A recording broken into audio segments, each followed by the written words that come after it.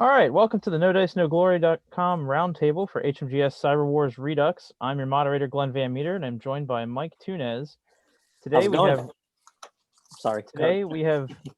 Ray Arasthia and Aaron Cahill from Catalyst Games Labs, and we'll speak to you about the future of Battletech. Please make sure you turn off your camera and mute your microphone. If you have any questions, please type it in the chat, and the moderator will ask the speaker during the Q&A session at the end of the session. I'd like to introduce Ray Arastia and Aaron Cahill. How you doing? Hello. Hey guys. All right, so Battletech. I know it's one of those games I feel like everybody has played it at some point, often years ago, and they're all kind of getting back into it now that we've had that giant Kickstarter. I know I got into Battletech only because I started playing the MechWarrior computer games, and then a guy from my club pulled out his 2-decade collection. And got us all going. Mike, what was your background in Battletech? If you can unmute yourself. Yeah. Sorry, I have a cough, so I'm trying to mute myself every time I cough. Anyway, my introduction was through the video games, MechWarrior 2. When I when I got my first computer as a kid, it came with a Microsoft Sidewinder 2 joystick, which included MechWarrior 2 for free, and got into that. And then I discovered that there was Battletech, the tabletop game. When I recognized the mechs in Hobbytown, USA, and then that just opened up the whole world for me. At that point, I was in. And I think I was like 13, maybe 12, something like that. Ray, Aaron, how did you guys get involved? Ray, go ahead.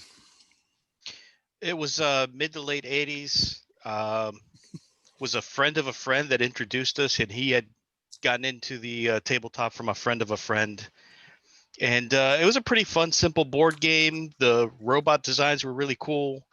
And once I saw the technical readout and the house source books, I was committed. Our local gaming store played nothing but Battletech. I mean, it was a full-on gaming store, but the guys there, they just played Battletech. And I've been hooked ever since. Yeah, I probably have a similar story to Mike, in that a buddy of mine got MechWarrior 2 game. I never had a computer good enough to run anything.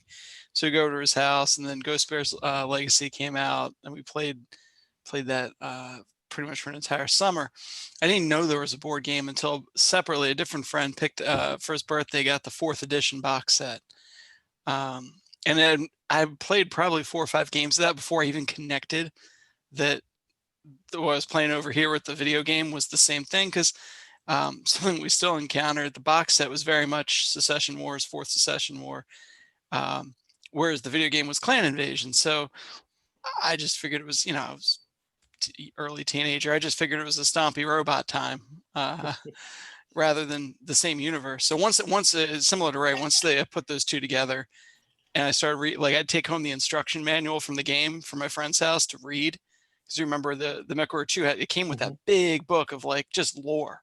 I still have that book. It's super cool. Yeah, you can still find them around, and I just read that. And again, once I connected the two of it all, it's almost everyone that's into this gets hooked like that. It's, or at least the folks I talk to a lot. Not a lot of casual people. It really gets into you. Yeah, the first thing I picked up was the City Tech box set. Oh yeah, because it had the first one. The second one actually. Oh, yeah. I'm not that old. I'm not as old as Ray. The one that came with the plastic mechs. It came with the Timberwolf and the Nova and the Victor and Centurion and Javelin, a few others like that. Had the Victor on the cover. Yep. Yes, holding an elemental. That was a really cool cover. Ray, if I'm wrong, weren't those the only plastic Omnis outside of that one box, that other Plastech or one of? They made those in one box, and then that's the only plastic Clan Omnis back then that I'm aware of. Yeah, because that was plastic. That was the big demand, was that had a plastic Timberwolf and a plastic Direwolf. You couldn't find those. Yep. And they're still hard to find, actually. I actually Yeah. managed to pick up a plastic Timberwolf when I picked up. I think it was the last Kickstarter where you all did the essentially it was the 25-year The box set. yeah, Oh yeah, yeah. 25th anniversary box That wasn't a set. Kickstarter though, right? No, Mm-mm. no. It was This is the reprint of the 25th anniversary box. This got it. Ray, I'm starting to think of things in terms of numbers now. 3500B. Mhm. I feel Yeah, like it had 5000B. yeah, I feel like it had the hammer hands on the front. Mm-hmm. exactly. And it had the Mad Cat was on a sprue and along with Battle Master. The old battle, Yep. well, not the old Phoenix. Battle Master, the Phoenix Project Battle Phoenix Master. Battle Yeah. Master. Hmm. Well, so I wanted to ask, so what is Battletech to you guys? Because to me, people come up and they ask me what Battletech is, often because I'm wearing a shirt or, I'm reading some novel and it's got Battletech printed in big letters across the front. And, I kind of tell them it's like stompy robots, it's set in the far future. And I've heard other people to kind of describe it as like the future history of humanity. Yeah. Because I know you guys do try to stick to the science a lot. Or at least it seems like a lot of people try to keep the science in mind when they're talking about things. How do you guys feel about it?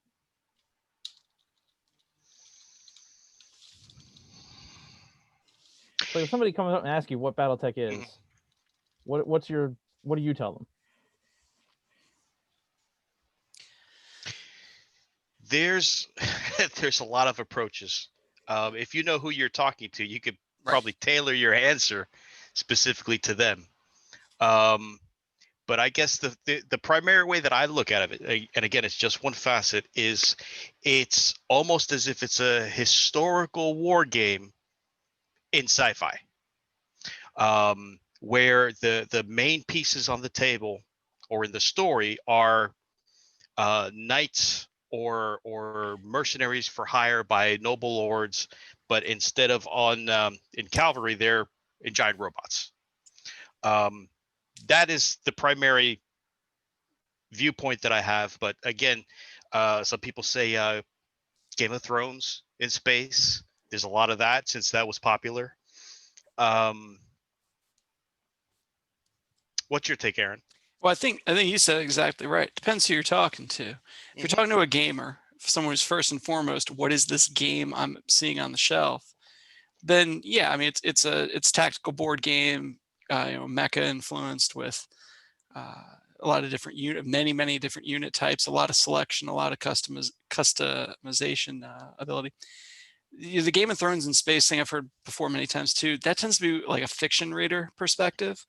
Like if somebody's just first and foremost, I want to read the books. I don't. There are plenty of people who've not really ever played the game, or if they bought products, it's only for the lore in it, and they've never really, thrown out some map sheets and played it.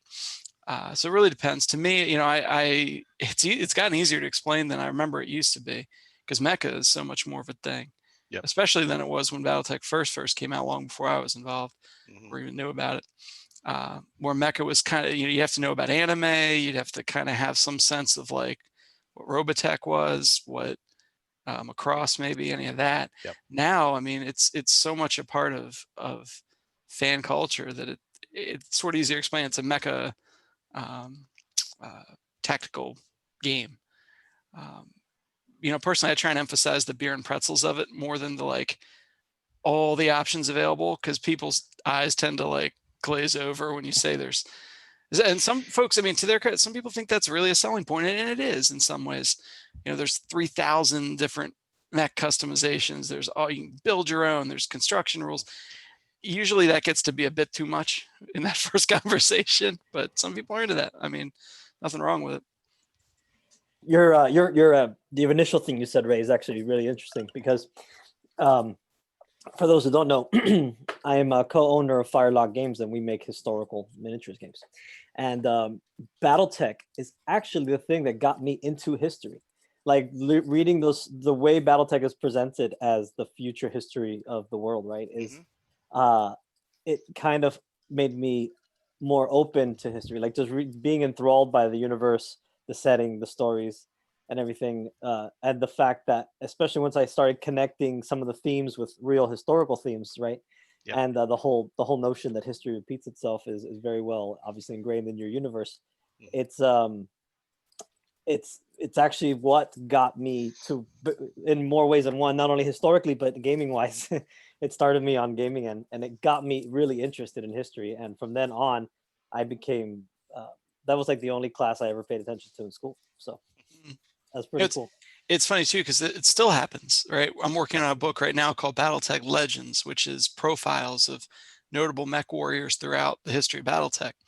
And one of the references made in the Alexander Kerensky entry is that he shares a name with Alexander Kerensky, the Soviet general, I think. And so that sent me down a whole rabbit hole reading about that one night. Say the Elizabeth Hazen, the Clan Jade Falcon founder entry, mentions William Babcock Hazen, who served as a Union general in the Civil War and is a historical figure. So there is still, you know, it's, as you say, it's the future history. It's very much tied to that. Even now in the newest products we're making, those threads are still there. Which of course is appropriate considering this is a historical miniatures gaming society convention, right? So absolutely. Oh, there you go, guys. We've tied it in. So speaking of all that history and lore, I know I'm often talking to new players, and half my club is easily considered new players. Most of us haven't been playing more than 3 years, which is about when that one, like I said, club member pulled out his stuff and showed it to us. And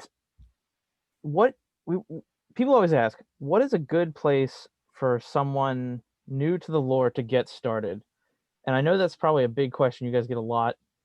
And like you said, it is written as a history, but if you're looking at the current Battletech history, even that covers, 150 years just in the quote recent stuff without going into their long history stuff, like going back to 2400.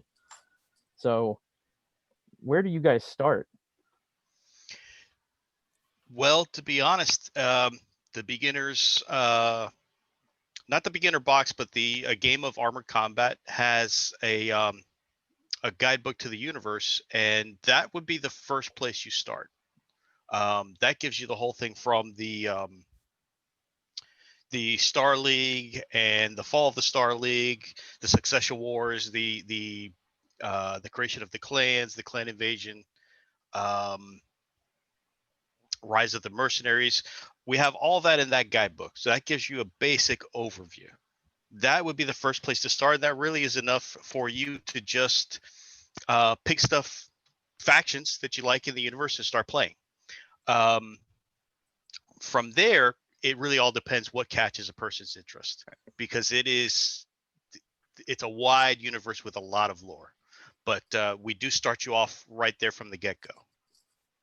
That's exactly it. I mean, these things are designed to give you a toehold, something that you can connect to and start exploring from, because there's no, back to what we were saying about that MechWarrior 2 book, I can only imagine the computer developer that decided they need to have this thick book that goes with their, you know, first person robot shooting game. But, you know, that is, you're right, there's a lot of breadth to it. So the trick is just find something that you can connect. We all have some faction, somebody, a character maybe, or a mech that we connected to.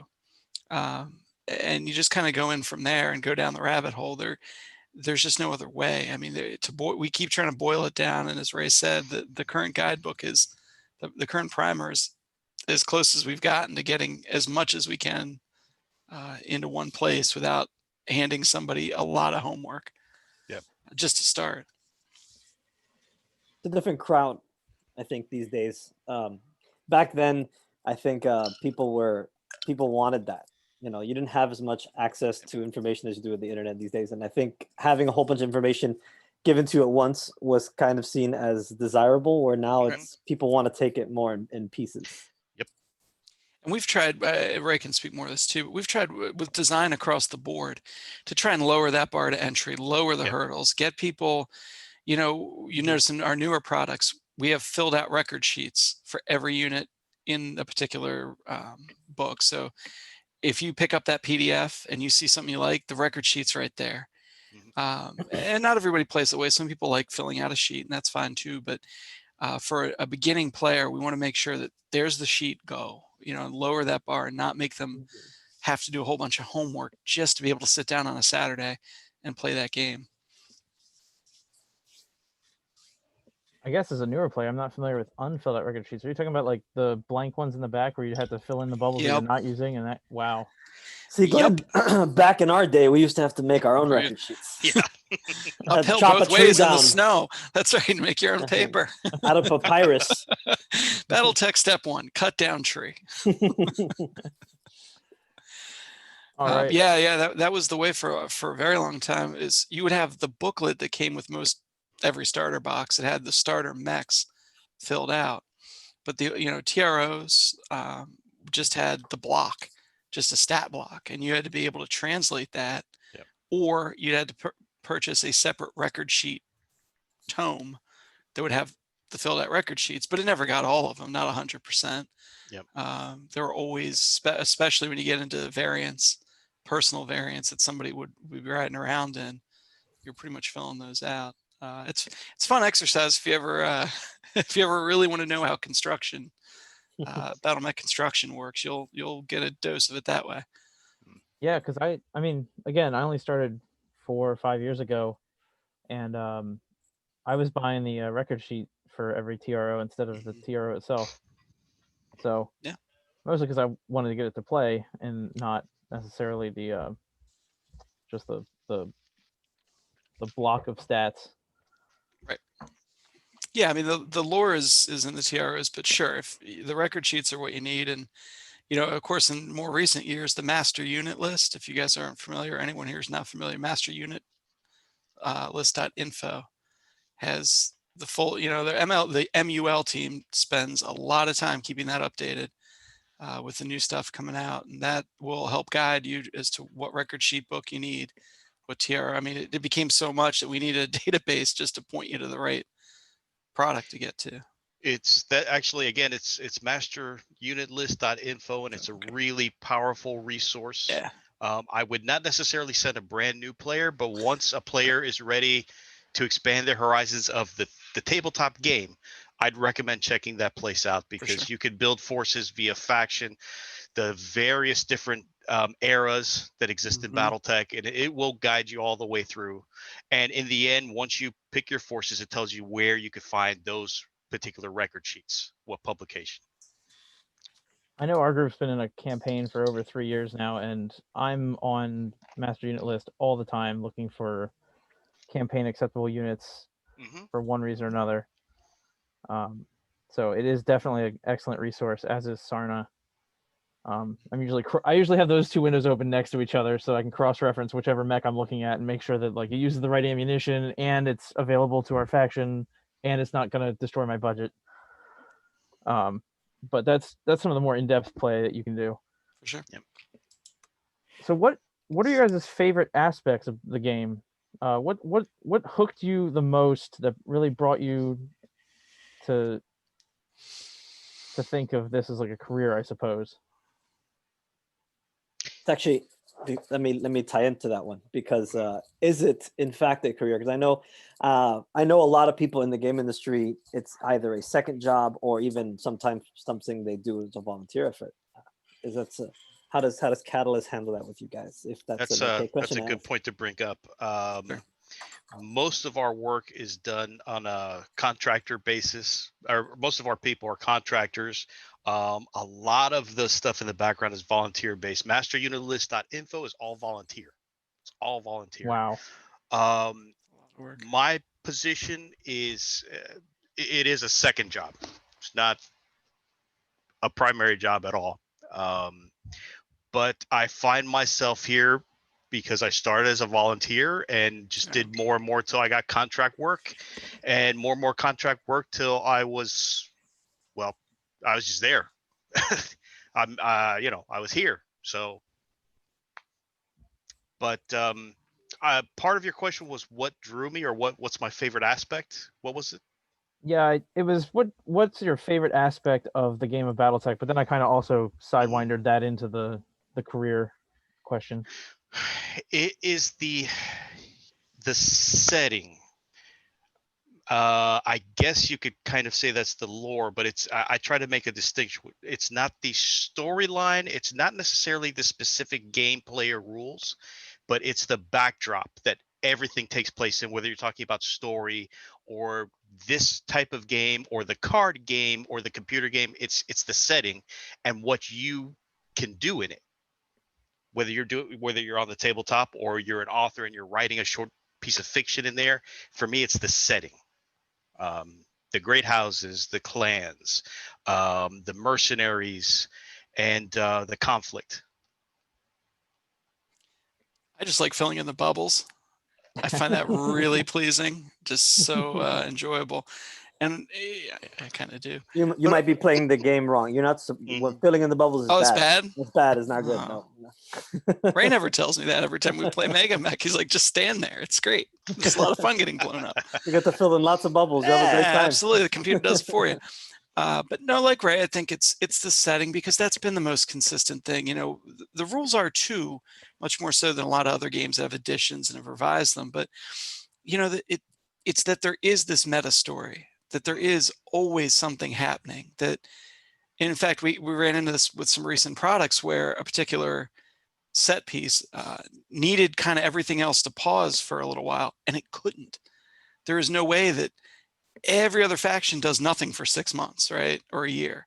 There's always something happening. There's always a meta story. There's always a next battle. Yep. There's always something evolving, and you know, there are other games that treat that kind of meta story to differing degrees of importance, of speed. You know, years will pass, but sometimes it's kind of just status quo because we need everything to sort of just stay where it is. And I like that while it does create some challenges for product development, that there is an evolution over 150 some years of in-universe history. It feels different.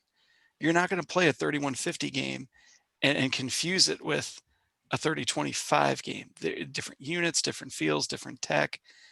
I kind of enjoy that. It does put pressure on the eras to know what era you're in, that the units from 3025 don't always play well with some of the more modern tech, but you know, we've tried to take steps too to resolve some of those problems. Could I interject with a question before you continue on with your? No, go for it. Because that led me to that made me think. So I've actually thought about this in the past, and you made me think about it.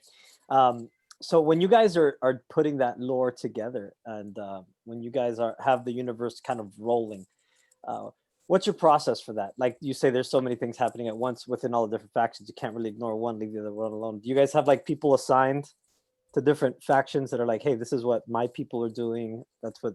And or somebody else is saying this is what my people are doing, and then you kind of interact with that? Or is it more kind of somebody just picks up a time period and rolls with it, and then people build on each other? How does that process work for you guys? One of the most important things that we have is our team of fact checkers, which essentially is anytime we've had anybody really loudly complain about something we put out and say, hey, that's not right because you published this thing here 15 years ago and that contradicts that. And anytime we've had one of those people, we bring them on and say, okay, you're going to check everything from now on. So we have a whole team of those guys. A fine punishment. Yeah, that's exactly what I Punishment was fits the thinking. crime. Yeah, we have a whole team that does that in the background. So that's one of the most important things. We have in the past, going as far back as FASA, we've had different people assigned to kind of parent over large factions. That's not written in stone. It's not like a specific position that comes and goes, it ebbs and flows. So we have done that. And there's been people even, I'm thinking of Pat Wynn, right, for like Dark Age. For a long time before we had fully started producing Dark Age products, Pat Wynn was the Dark Age guy. Mm-hmm. He knew all the clicky tech factions, the pilots. He just knew them. So you know, people kind of find their niche, I think, in our contributor team, whether it's a product type, a faction, an era, and they sort of become the go-to person for that era. But Ray, you can talk maybe a little more about, as far as the overall story that Mike was alluding to. You were part of this. There was a story summit about a year ago, I think. Yeah, the broad strokes of the storyline we get all the top people in the company and the top authors together in a room, and we just argue and yell until we have a basic broad idea of where we want to go for the next 5 years. Sounds a lot like Firelock. So that was on pause for a while. We had some chunks where things were kind of stagnant because of where the line was as far as what was it? WizKids owned the IP for a while, and we were just licensing from them, so they were calling the shots. So we've had periods of time where we didn't do that, but as recently as last year, we got together for a summit and planned out the broad strokes of the next 5 years or so, and now I trickle that down to our authors. There are certain people that aren't czars over a particular area, but are kind of go-to. And then the backbone are the fact checkers that we throw the storyline at, and specific pieces of fiction and product text, and run it past them and make sure everything works moving forward. Does that answer it, or is there any? No, start over. Okay. No, that's So- perfect. Yeah. Although I have to say, hearing about 5-year plans and czars and stuff, it sounds like the Capellan Confederation might have a little bit more power than we thought they did. Oh, you can't see my shirt, can you? Oh, I can't. No. All right. Are you wearing a Capellan shirt? Yeah, I am. Not to imply anything. We all wear random piece of. Too late. So it's too late. I've already assumed the worst. Yeah, I've got the Capellan War College shirt on, and my hat. I don't know what I'm wearing. That's What true. is it? Good. True good. Okay, good. Dragoon. There we go. I It's had the hat you woke up in. Unfortunately, I had some camera issues, but I have the Rasselhog shirt that just came out with the Kickstarter. Oh, nice. Oh yeah. Those Cool. came out pretty well. So you're not Really happy actually about wearing those shirts. you're not actually wearing a helmet and headphones. That's not you. No, I left my my pilot helmet and neuro links and stuff over there. He's got one of those So- old school neuro helmets. It doesn't fit in the frame. I actually do have an old Air Snake Force dance. pilot's helmet that's huge. It would probably look perfectly in line with the 80s art, because I'm pretty sure that's when it was designed. The flip But- visor or whatever. Oh yeah. I always wondered what that was for, to shut you off or whatever. Like, you remember the old art ray has that big, like heavy, like visor that's supposed to come down. Yeah. It's for nap And- time. Kind of It must be, because anything that gets to your cockpit is getting through your helmet too. Yeah. Like, Yeah, it kind of reminds me of the flip down visor that Luke had in Star Wars. I yeah, wonder- that must be what it was inspired by. I mean, yeah. pretty iconic look. Well, that actually answered one of our other questions, which was, yeah, how far out is the plan? So it's 5 years, and you guys, how regularly do you get together to argue about that? Because you said it was about a year ago. Do you have another one coming up, or is it like a yearly thing? It's not yearly. I'm not sure when we're doing it again, but I would suspect we're probably going to do it sometime next year, possibly. The 5-year plans, from what I have heard and from this past one, it does not really survive contact with the enemy. So we're going to have to touch base again on it probably late next year and see how we're progressing with everything. Would the enemy be the Kickstarter?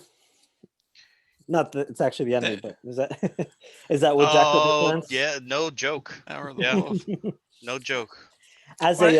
I have to say, as a veteran of several Kickstarters, I just finished my 4th one. I when I first saw your Kickstarter and the sheer amount of peripheral stuff, I had a mini heart attack for you. Yes. If you hear the pinging going off in my background, that's Randall from Catalyst asking me about edits to stuff for that Kickstarter that we're still working on right now. I finally muted him. He'll be fine. He'll keep for an hour. Yeah, it's a lot of stuff for sure. Yeah. So, but hey, that's something we should probably touch on, right, Glenn? I mean, that's kind of been the big deal lately. I have been slaving away on a bunch of plastic mechs you guys sent me, and Same. made a lot of progress. And Yeah, looking good. Oh, that's right. You've probably seen him in the. I forgot. Ray's actually. Me and Ray are actually pretty local to each other, so we're in the same South Florida Battletech group. Although we actually haven't played together in like probably 15 years. Yeah, long time. Yeah. So, so the Kickstarter, did that? How did I feel when I saw the Kickstarter, my immediate thought was, these guys don't realize how successful this is about to be. Nope. Is that accurate? I would like to say that I thought otherwise, and I'm not sure if I'm being completely honest, but I feel that I knew it would be that successful. These guys did not. No, they did not. They thought that they would do okay, but not this level of success. But the thing is, I'm actually a tabletop miniatures gamer, and I knew what we were doing here. Right. I knew what was to come. At least looking back, feel that I did. But I think they were completely taken by surprise, and I'm happy with how we did. I mean, for years, I know that a big barrier for me, trying to get people that I played other games with interested in BattleTech, a big barrier was the quality of the models, the sculpts particularly. Sure. Right. And they're a lot of them are still the originals from like the 80s, the 90s that are floating around there. I know there's a lot of updated ones as well, but that, I mean, having nice miniatures all to scale with each other has been something that I think a lot of people have wanted for a long time. So I was not surprised. I actually thought I actually guessed you guys were going to get closer to 5 originally. That's what I was telling people. But so I'd probably overshot. But I tend to be pretty optimistic. So I'm always the one when we're guessing our Kickstarters. I'm always the one who guesses high. So well, it depends if you take into account the pledge manager after the fact. That's true.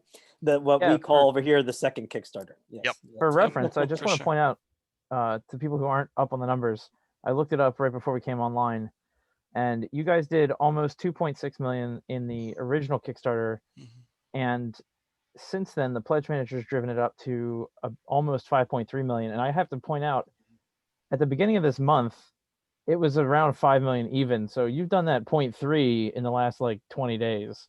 I believe, yep, we've reopened the pledge manager for the second wave, and added some new products to it. You got some more of my money, Yeah, I know I'm going to go in the pledge manager first. If you ever wanted a copy of Lethal Heritage bound in human flesh, we now offer that. It's my flesh, by it's the way. race flesh, right? Quick complaint and you'll heal. I know a great place to get skin grafts.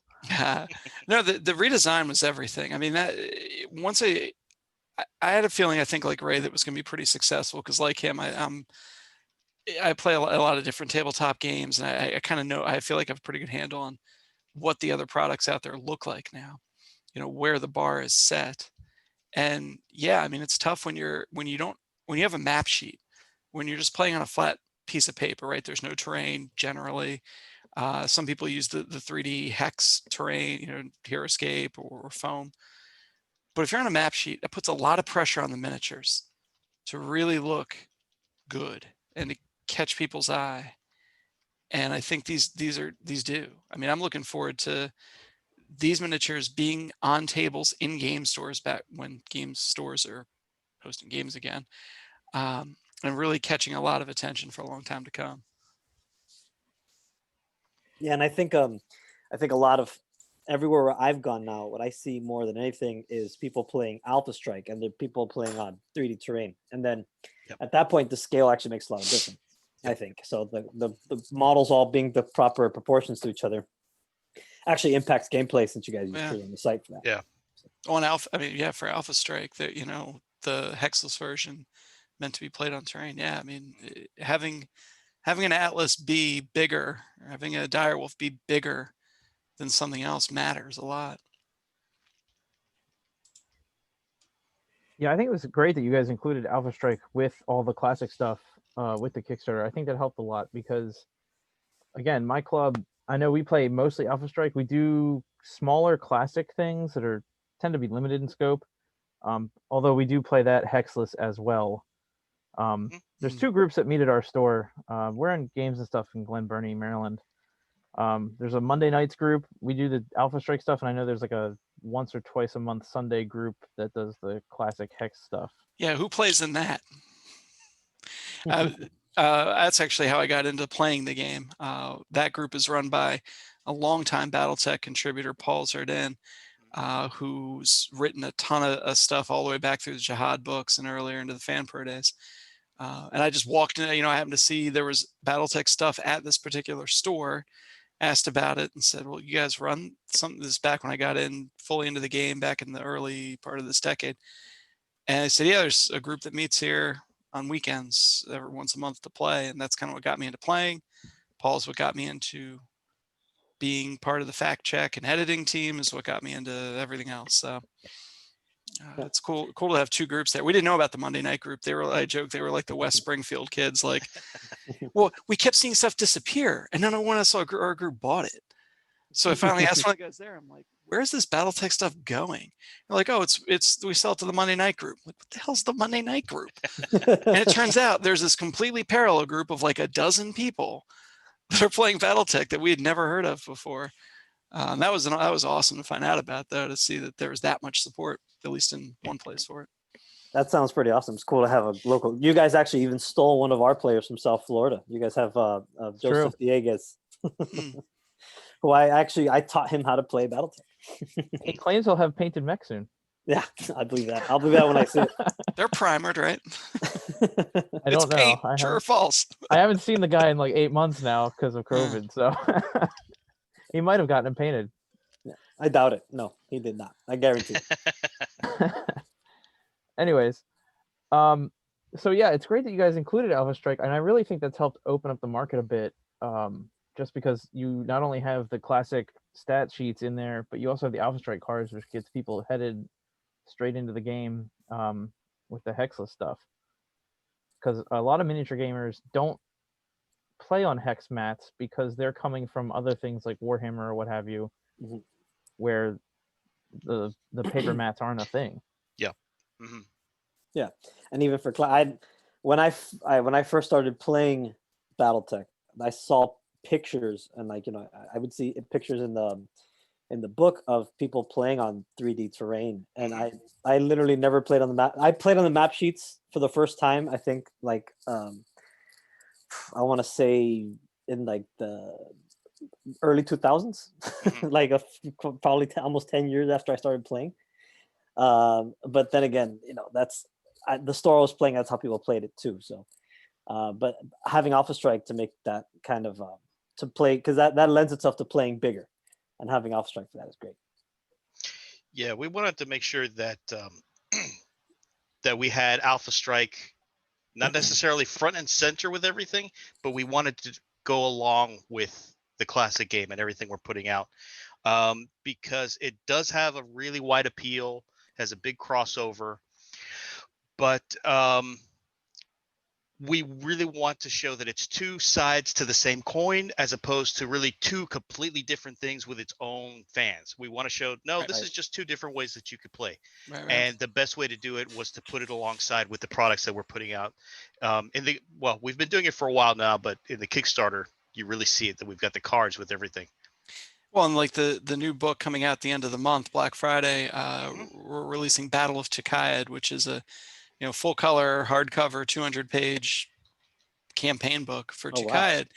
And the developer of that book, Josh Franklin, is also the developer of the Alpha Strike line, essentially. He did Commander's Edition. He's kind of the Alpha Strike guru. And it was important to him that everything in that book, every measurement, every time there's a reference to 3 hexes wide or whatever, that had an inches next to it, or it had an Alpha Strike right there, conversion. In editing that book, that was a big part of stuff I had to remember to build in, was because for something like Chikaed of that era, that the original Clan Invasion era, there was only one way to play Battletech. Right. And now, if we're going back to that kind of stuff, if we're doing a Chikaed book, it has to be Alpha Strike in it. Mm-hmm. Otherwise, we're really kind of only slightly expanding what we have. That's really great to hear, because I remember of course, when I was younger and I didn't have a job or kids or anything that took up time, we would always try to play insanely huge games of Battletech. Yep. I mean, we would play like 20, 30 units on a side, Mhm. and we would play for 8 hours and not finish. And then we typically would just say, we killed more guys, we win because the store is closing. Yeah. Mhm. So I remember one of my favorite products that FOSSA put out was the Battle of Coventry scenario book, because I had read that was like the novel for that was the first novel that I read, and I thought that was great, but I was never able to play ever. I wanted to play the scenarios, but I never could because it was just impossible to finish any of them, right? So now that I have Alpha Strike, I've been meaning to, but I have that pesky life that's in my way, preventing me from doing so. But that's been one of my ambitious goals for Alpha Strike, and now you guys are releasing 2K Id, which is going to add another distraction to that. Yep. And the 2K book along those lines, Mike, is that so we've used this chaos campaign structure further going back, I don't know, at least 10 years, maybe more. Yeah. And a big part of that is exactly what you're saying, is that it's not prescriptive, is the word I always use. We don't tell you need this mech, this one, and this variant. And sure, you can proxy them, but it kind of, they're meant to work with this certain amount. Chaos Campaign and this upcoming 2K book is bring what you've got. Whatever you got out of the Kickstarter, you can field. It's much more open, and the forces are balanced against each other rather than, you could use tonnage, BV, whatever. But it allows players to feel a little less like they have to you have to put in a big order for mechs, the right mechs, or they're going to be missing out on something. And Alpha Strike works much the same way. We just want to open it up because we realize there's so many mechs out there. There's so many units. There's so much content. We got to lower that bar. No, yeah, for sure. I don't want to keep interrupting more questions, so Glenn, you can go ahead and move on with your next question. You're the co-host. That's why you're here. I was told I'm here just to make sure you don't lose, go crazy and start insulting everybody. Oh yeah, that's likely. FRR, you just keep getting pushed to the back. Yep. Is that even a faction anymore? I'm pretty sure it's not. Hey. Sort of. They joined up with that other gray faction. I actually had maybe a weirder question. Do you have any regrets about the Kickstarter? Like, you wish you got to include this but didn't get there, or we included this and it was a mistake? I don't know if I should answer that. Ask us again in 2 weeks when we're through the rest of it. Once we How block wave about, 2. So in our initial planning for the Kickstarter, one thing that I tried to drive home with everybody else is that it really is all about the miniatures, that we could deliver these miniatures in plastic bags and the Kickstarter would still go crazy. And I stand by that. We wouldn't have made 5 million plus, but we would have done really good if we did nothing but the miniatures. And Sure, I'll stand by that. I think you're right. I think people around you should probably be listening to you more, because it seems like you're on the right track. I know I optimize miniatures instead on my pledges. I've I actually think most people did. Yeah, I've been chatting with Randall a little bit recently, because he was playing some of our games, Oak and Iron and Blood and Plunder and such, and we were talking a little bit, and I know that I think he's probably in the same vein as you guys, I imagine, because he seems like he plays a lot of miniatures games as well. Y'all far more than I think either of us do. I mean, he's got a whole room, and he seeks it out. I mean, he really does. He sees it as part of his job to understand what's out there in a way that my life's just not organized to be able to do so. But yeah, I think the only, I don't know, Ray, did you have more to add about the regard part? The only other thing is that we have a line of books called Combat Manuals that I wanted to see that continue through the Kickstarter, and we could have. There were discussions of that. What got in the way was all the other work that we had to do. And so I regret not being able to push for that more, but it wasn't really a matter of that got axed. It's just there's so much ahead of it that I dropped it. I But I love the really combat wish, manuals. yeah, They're great. I did I have the too. Mercenaries one. I think The I think nice, that's probably one of the best book products you guys have put out in a long time. I'll tell you, when I opened that, I was sort of I edited it, but I was still not that too close to the line or any of the, I mean, the layout that Ray did, I think that was you and Dak, right? Or is that just you? that was me. The layout in that book, you open it up and it's unlike anything else that we had done. Yeah. You full color, just awesome book. So, Good job on that, Ray. Yeah, good job, Thanks. Ray. Good job, boss. I actually have it right here, in fact. There you go. Yeah, shout out to the chat, though. I mean, we recognize that only 2 of those came out. They came out at, I think, a strange time for the line, where I won't bore you with the ins and outs of like just a lot of things going on. This is before the Kickstarter, well before, 2014, 15, where a lot of the work done on those books paid off in the Kickstarter. Yeah. The common line people say is that they didn't make enough, and that's not really true, because a lot of the art, a lot of the 3D models that were built for some of that book are still what we used for this to base this Kickstarter on. Yep. And we went a lot further than that now. Obviously, go ask Anthony about that. But so anyway, the combat manuals, were not unsuccessful. It was just the way they were positioned within the line at the time. It didn't quite shake out, but yeah, I mean, I have love for him. You hear it, Ray does too. So you guys do plan on continuing that series then? I thought it may have fallen by the wayside like some of the other books. It's not out of mind. I mean, it's never been actively killed, I would say. Right. No one's ever said no more of these ever. Yeah, I feel like a lot of people want those books, but they do seem like they're probably a tremendous amount of work, and just like almost all the things you guys. A lot of art. Yeah, I know as a newer, because I came in probably around the time, well, maybe a little later, right after those 2 dropped. So I thought it was like an ongoing thing that was going to continue, only to find out that it wasn't arriving. So as a new player who was more of a Davian guy to start with, I was looking for combat manual Davian or Karita or Capella just to get I'm one of those more Sun Tzu guys where I just want to know all the things so that I have a good idea of like, oh, I see this, and that. That's probably that kind of force, that kind of thing. So I was really looking forward to those coming out, and I was disappointed to find out that it was only Mercenaries and Karita. Right, that was the order was based on popularity. No. The reason that we didn't come out with Davian was that's one of the most popular ones that we wanted to hold it in reserve. We didn't want to put that one out first and then have it sort of trickle down as far as sales. So we held it in reserve, and it's still in reserve. That book is written. It's written. I still have a contract to edit the thing. Half of the art is done, so that book is there. It's just been put aside for years.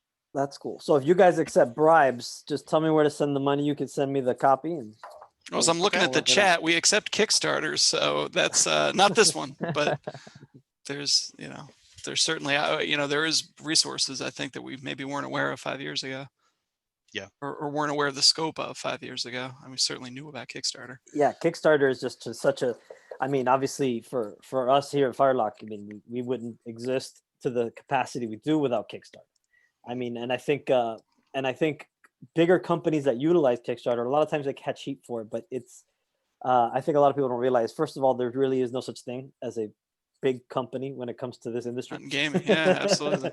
It's not really, unless you're talking about Games Workshop, maybe Fantasy Flight, stuff like that. But even in those regards, I think Kickstarter is just such a great tool to bring awareness and I don't know what the right term is, but I guess a sense of urgency and excitement to something new, and then getting people absolutely right, and being able to just gauge how much you can do.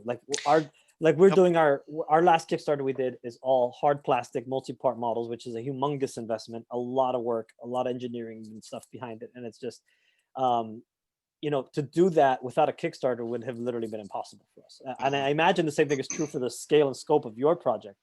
So, I mean, and I'm sure you guys, I mean, Battletech is such a huge IP, and that I think it's been around for so long. It's got such a deep, immersive setting and universe and storyline. To me, I mean, I think it rivals anything out there: Star Wars, Star Trek, anything like that. It just hasn't had, I guess, some kind of big thing to get people excited about it. But I mean, continue. I think it makes sense for you guys to continue to do Kickstarters to bring out more stuff like this. Do you guys have you guys thought about that? Do you have any plans for that, or is it all just throwing ideas around for now? Survive this one first, I think, is the look on Ray's face. Yeah. There's definitely talk. There's some plans germinating and all that. But for me, and what I've been pushing is we need to finish this one first. And really finish it. Get through all the pieces. Yes. Everything was promised, not dropping more than we absolutely have to. But yeah, I mean, I don't think it's any great secret that somebody would look at the success of this one and say, well, I bet they're planning another. I mean, you, of course, I mean, look at the scale of it. But as I'm looking at the chat, and maybe Ray, you might be able to add something to this, that it's not even just that it makes things commercially viable, it's that it removes so much of the risk. I think if, Catalyst, not just that it would have been, I think, difficult, obviously, to have this much product paid for in advance, but that it let us know that it was out there, that kind of appetite was out there. Because so Mike, as you say, there are no big game companies. So if you say we're going to do 90 some miniatures, we're going to pay all the artists, we're going to redesign them all, and then see if people want them. I mean, that's you can't run a railroad that way. You could literally put yourself out of business in one shot. In an instant. That's right. So I think the biggest thing that the Kickstarter showed us is scope. All right, so we know if we do this much, we can, with some diminishing returns, expect this much. So that gives you a benchmark, I think, going forward, as you're talking about what comes next, to say, all right, well, what can we do? Like, what reasonably would this return? Whereas everything else would be I hope they like these redesigned miniatures. People online seem to like them, shrug. And that's tough to base a business decision on. Yes, definitely.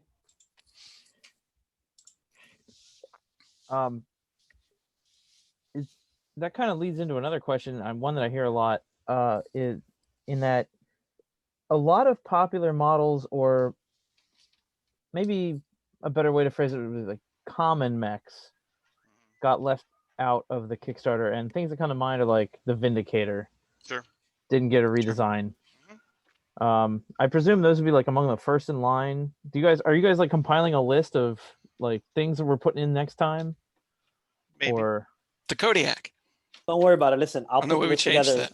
I'll put the list together for you. Just let me know. I got the list. I'll save you all that work. Don't worry. Send me the list. It was a whole committee thing. It really was a whole committee thing. We spent a lot of time on those lists, and even in the end, we then put part of that out for the backers to vote on during the Kickstarter. So a lot went into those lists, and not everybody was necessarily happy with them. And for instance, the Vindicator, right? What else? The Quick Draw, the Vulcan, the Dervish. There are plenty that I would have thrown in if I could, but well, they even went back at one point and allowed people to vote. The whole Clan Ad Hoc star that's coming out as part of Wave 2 is based on the idea of like, all right, we want to do these 5. What do you think? And the Kodiak got voted in. Because that was brave of you guys. I mean, at that point, it felt like I don't want to speak for management, but I think playing with house money comes to mind of like, if we want to change 5, I think that's, that could go open to vote. We're not going to re-legislate everything. Right. But we could go back to what Aaron said earlier, and you can't imagine with how successful this was that we're not going to see anything happen with those stragglers. I just can't say when. Because obviously everybody wants more right now, and we just can't. Right. I know there's. I'll ask the question because I know it's come up a lot. And do you have any actual plans or desires to do things aside from mechs. I mean, obviously the elementals, which I was honestly surprised but glad to see. But other battle armor, infantry, vehicles, aerospace, etc. Anything like that in the plastic model line? I could say that there are some plans. Okay. I would just say be patient and don't assume that we're going to do like every vehicle in battle armor in the next Kickstarter. That is not going to happen. But we are thinking about that. Mech scale dropships are in the next Kickstarter too, right? In plastic. Well, I brought that up. I like the mech scale stuff, the terrain scale. There you go. Cool. So, but I don't know. I just did a 28 millimeter ship in plastic, and I can tell you that that is a lot of work. A lot more than the miniatures. Somebody on Facebook already did a 3-dimensional fortress that you can take apart with all the interiors. So it sounds like the plans are already there. You just need to put it into the box. Have we, Ray, the last last element of Wave 2 for those pilot cards, is that public? Oh, right. I see what you're saying. No. Okay. That's no. Okay. Well, it is now. See, this is why I ask. I'm a good assistant. No, I think there's, with so many units, there's so much to do. You know, many people ask, what about my favorite this or that? And like, we're talking about 3,500 almost different variants. Because we do variants now. You know, the legendary Mech Warrior pack had a different direwolf, and Natasha's direwolf. You know, when you have that many units, I mean, the well's not going to run dry anytime soon. Yeah. I did want to say something. I just remembered the Battle Mech manual that we have out, which is essentially one of our core books, but only focuses on mechs. It has in there a set of new rules called the Battlefield Support Rules, where you could use aerospace and artillery and minefields, but it's a simplified system. So you're not doing this whole aerospace battle. You're not dealing with a separate map to put aerospace fighters on. It's really simplified. It gets to the point. If you're having a ground battle, what is aerospace? Well, they come down and they strafe. They can bomb and counter each other. So it just simplifies it to that. You buy with points. I'm going to buy so many strafes from either a heavy fighter, light fighter, whatever. I'm going to buy so many bombing runs. I'm going to buy so many artillery strikes. It simplifies it that way. And also the aerospace could kind of counter each other if both sides buy into that.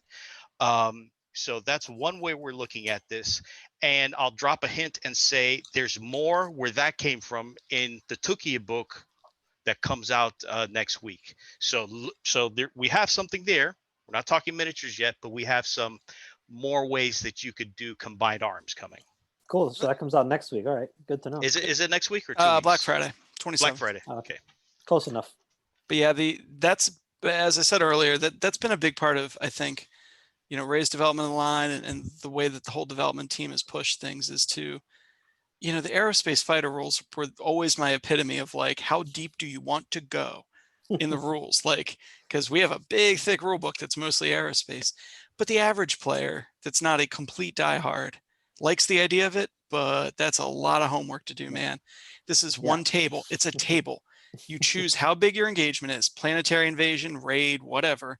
You get that many points, and then you spend those points on aerospace, on artillery, on minefields, on this other stuff, and it just makes it easier.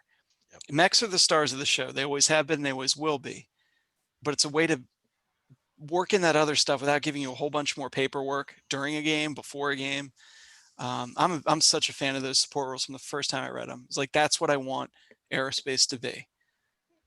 Not this whole separate game system I need to learn to be able to do 5 points of damage a couple times a game. So yeah, I remember a long time ago we tried the aerospace once, and because I thought reading it, I thought it sounded really cool, but then in practice I was like, this is just very unmanageable. And that's the crazy thing, right? The reading through, it looks like this is going to be a fun game. Yeah, and that's where it stops. Yep. Yeah. I mean, I ask, we get on the forums, and I tend to be on the forums quite a bit, answering questions. And the last couple of years, the first thing I always ask someone when they're like, "But I like aerospace. How many times have you played it?" Do you like Yeah, the idea of it, or do you like that it exists in the game, or do you That's- really play it every time? Like probably a every fair question. Saturday, we are breaking out our Shalons, we are breaking out our Kurgitzes Mhm. and having at it. Like it doesn't. So I was actually thinking about aerospace recently because I just started. So we got our clan invasion stuff, and I've already painted like 40 models. I paint pretty quick, thankfully. But so I'm looking at options for playing bigger games. So obviously I want to get them all on the table. So I saw in the Commanders edition, you guys have like 2 sets of aerospace rules. There's one that's kind of more reminiscent of the original one, but still much simpler. And it's kind of, you're still using the models and they're interacting with each other, but there's no separate map, right? And then there's another one that's just kind of like X number of strikes a game or something like that. I think it was. Is this thing you guys are talking about similar to that, or is it a separate thing? It's to be honest, I'd have to go back and look because these battlefield support rules, we're coming out with little dribs and drabs of it. Mhm. But at one point, we're going to have a unified set Yeah. of battlefield support rules, and that's at the point where we're going to transfer that over to Alpha Strike for use. To be honest, I would have to open up the book because I know I was pushing to get those rules in there. It's possible I've completely forgotten about it, and they're in there. But It to my might be because knowledge, I think that's what it's called. I think it's called battlefield support or something like that. I could be. I don't. I I'll read have it to briefly check. because I I haven't. think that's right. I'm in the. I've been super busy lately, so I haven't really had a lot of time to look at it. But I think that might be what it is. Do you know offhand, Aaron? What's that? If it's in Commander's Edition? Yeah. I haven't opened that in a while. I don't know. But also, the rules are simple enough in Battle Mech Manual. I'm walking back what I said about not making people do homework. The points are separate from Total Warfare, right? So like you could open Battle Mech Manual, find the battlefield support section, determine how many points you want to spend, and then the actual entry of, say, a light bomber strike Mhm. is really pretty simple. It this many hexes in Yeah. a line, it does this much damage. You can pretty well work that out to AS. I know that's homework, but at the same time, we try to keep the rules overall simple. It's not just a new point system that then goes a mile deep. They're all it's very much like the minefield rules of, it's just simple. Like this hex, hit this hex, do damage, done. Like, I mean, and when you say points, is that like battle value, or is that something separate? no, it's totally separate. Battlefield support points, we call them Yeah. BSPs. So you Yeah. get like 35, I think, for a planetary invasion, down to like 10 for a raid, and then strikes could be anywhere from 3 to 5 to 7 points. It depends. So you get a few strikes for your money, but it's a separate point system. Yeah. And So does that point system relate to, like, I think you guys there's a bunch of cards now that you guys have, like pilot cards that have some Right. points for like special abilities and such. Is that no, connected with that or separate thing no, altogether? they're separate economies. I just took a quick look and it is in the Commander's Edition. Oh, good. Okay. So we did translate it over to that. I thought they did. Yeah. What we want to do once we have a whole universal system built with that, at that point, we will have the points integrated across. Yeah. So when you plan out your campaigns or your one-shot battles, that you'll just be using one point system instead of, right now we've got the BV or the PV. You have your battlefield support points. There's the war chest in our campaign. It's a whole bunch of different stuff. These are all different systems that grew up organically. At what point in the future we're going to see something that marries it all together? Okay. Yeah, looking at Glenn's questions about things to, any regrets or things like that. That's really the only big one, is all these organic systems that make sense within themselves, but don't, as Ray said, don't integrate. That's got to get dealt with. But it doesn't change the core Battletech rules, right? When people say they don't want to see any change in the rules, they mean the fill in the bubbles thing, right? Right. The way that ranges work, hexes, that core is still going to work. And in fact, the rules have changed over the years, to the extent I'm talking about, just changing a little economy here and there, tweaking this and that. But that's far less than, unless you're really being a strict rules adherent, that's not exactly a new addition. That's just Right. making newer stuff jive together a little better. Which makes sense. Which that leads me to, so that's actually a question I wanted to ask, and I think you kind of are alluding to the same thing. So is that a kind of replacement point system that'll replace battle value and kind of work across the board for? And if anybody is watching this and doesn't know what battle value is, it's basically just a point system for Battletech, because Battletech, I think originally it did not have any kind of point systems, just matched by tonnage or whatever.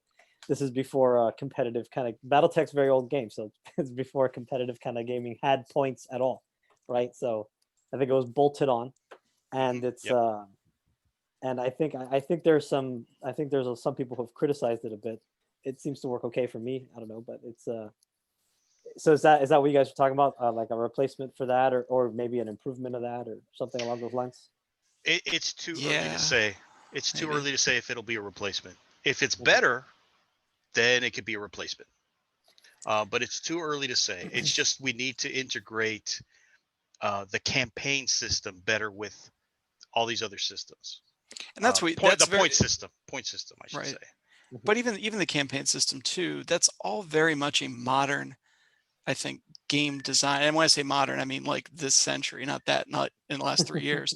Right. But you see books now like, look at the 40K book. It's a few pages of rules and a lot of pages of different ways to play, different Right. ways to organize the game, different ways to balance the game, different ways to do it. And that's the kind of stuff I'm interested in. The core rules don't have to change that much to make that work. Yep. We're not going to just throw away hexes tomorrow. That would be a pretty major change to the game. But, balancing Battletech has never been easy. Never. Even battle value as it is now. I mean, there's 2 versions of battle value, right? They went back and revised it once. Yep. There are parts to get really in the weeds. There are parts of battle value that are overvalued. I think balancing games in general is a very difficult thing. I mean, you bring up 40K. Sure. That's a game that they've been around about as long as Battletech, and they still quite haven't figured it out. Sure. And you look back at some of the Jihad products. We collected, all the Chaos campaign tracks, all the Jihad things in one book. And one of the big criticisms of that book has been some of these aren't fair fights. And I'm thinking of Paul Ray in my head where he goes, "Yup, they sure aren't."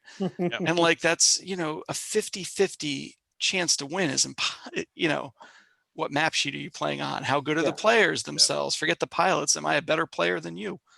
That's something more fitting for maybe a tournament, but not necessarily a scenario or from a campaign. Sure, I can't. Like I can't historical scenario, right? Right, I can't words on a page. I came up with Takayad. Shouldn't the clans have a better chance? Maybe. I mean, there's certainly parts of that require them to do some things that maybe weren't, logical, but that's what happened. That's how it played out. So we can only mess with so much of that. Yeah. All right, Glenn, you got the next question set? Yeah, actually, it kind of came up in there a little bit when they're talking about minor tweaks. And I'm not, this question is a hypothetical that is not saying that this is going to happen, but I know a lot of people have gripes about Battletech, like weapons ranges are kind of unrealistic or very maybe 1980s minded. Yeah. Do either of you guys have anything in the rules that you would change if you could? Not saying that it needs to get changed or that it will. Just, do any of you have like a single gripe about the rules that we kind of keep going with just because they're established and they work?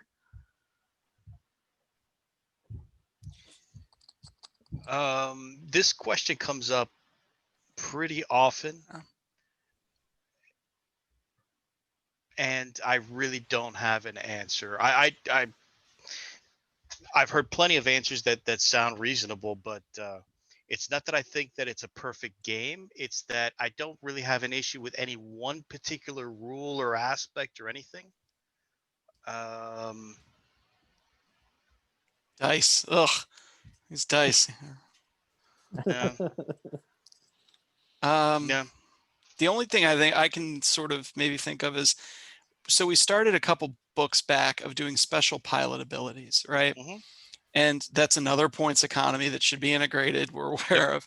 Yep. But I think in the days of yore, piloting and gunnery was enough, right? And you would sort of make your guy distinctive, your girl, your person, your mech warrior, your pilot distinctive. I think we have better ways to do that now, because an idea of a card, like a pilot card, I don't mean the Alpha Strike cards, but I mean like a pilot card that we've put out with the new boxes, with the force packs from the Kickstarter, that have a little bit of story, you know, piloting and gunnery, but then a special pilot ability. I'd like to see ways to push that more, make pilots more distinctive. Not because there aren't enough memorable moments in an average game of Battletech, but because it helps with flavor.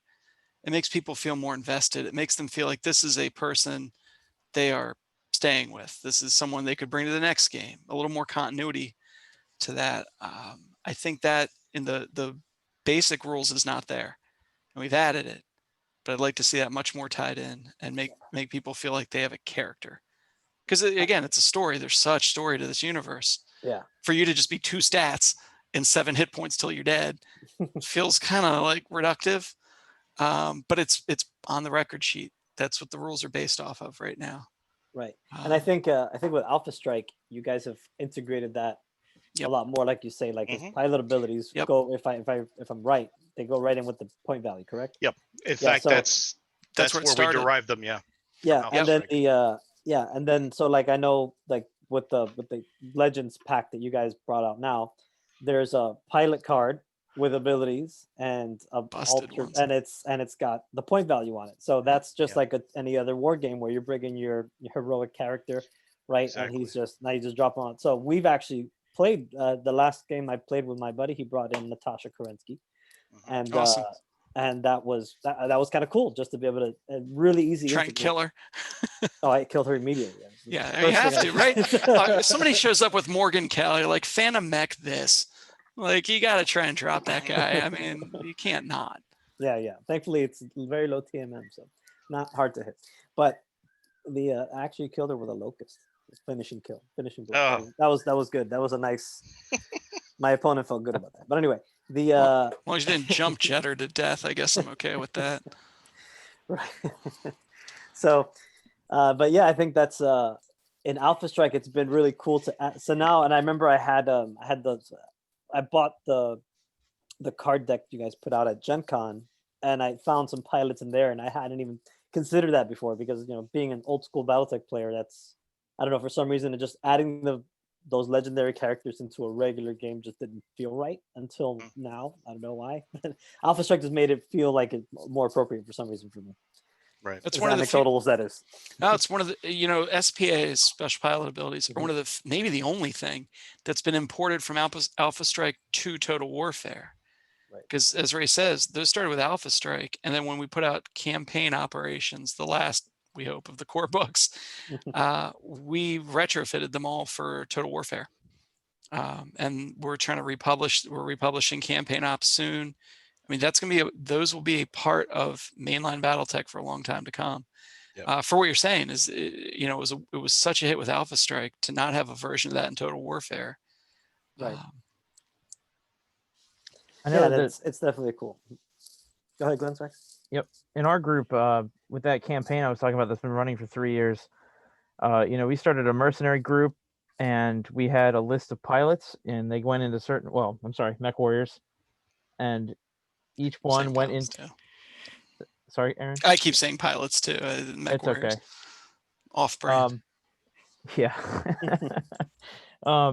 And we stick certain warriors in certain mechs, and they've got their own personal mechs. And through fighting, we've actually come up with a way to convert battlefield kills and mission objective accomplishments to a point system where they can then buy those SPAs.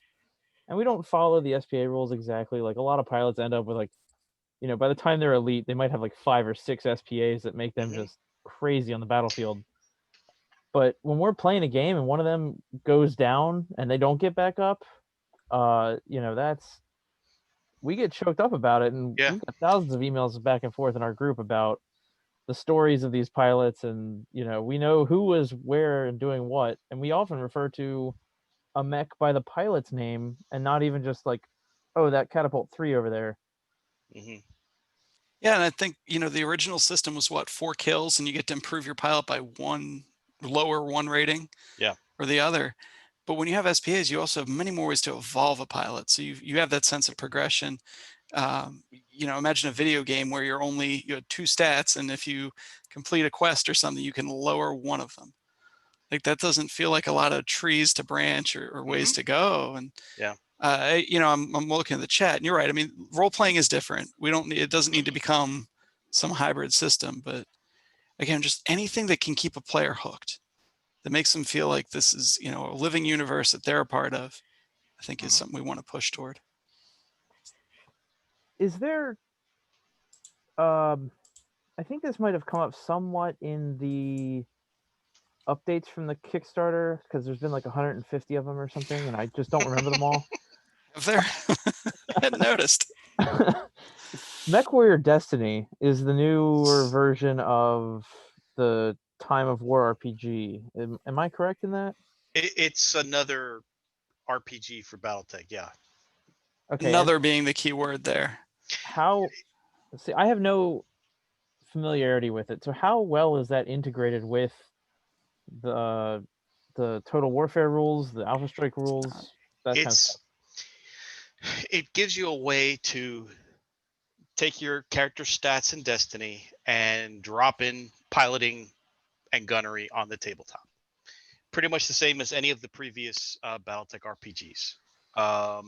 And it has its own shorthand tabletop system in the book that you could use instead of Alpha Strike or Total Warfare or whatever. That's about the extent of the integration. You would be playing a different game. I mean, you would be playing Destiny, and then if there's a battle mech fight that breaks out, all right, let's go play a game of Battletech. We can map our stats over in a way that is fair, and then go back into role playing. Or the reverse, let's not play a game of Battletech. Let's simulate. Let's run through a quick mech battle, staying more or less theater of the mind. Well, not really theater of mind. There is numbers. It actually goes back to where this whole special pilot ability thing came from, in that this would be the, I suppose, 5th Battletech RPG. Think about 5th. And there's always a great call for an RPG. We need to have an RPG for Battletech. But what Randall Bills had told me, what he found in his experience, is what people really want when they say they want an RPG is they want to feel that they're playing an RPG when they're playing the tabletop game. So it's not so much, here's this different system where you make your character and you have all this. It's, okay, I've got my battle mechs. How do I define the guy that's piloting it on the tabletop? So instead of building a system, which is what we've done now 5 times, and how do we integrate that when we're done with the tabletop, this is another approach of, let's start building that into the tabletop. I think that makes sense.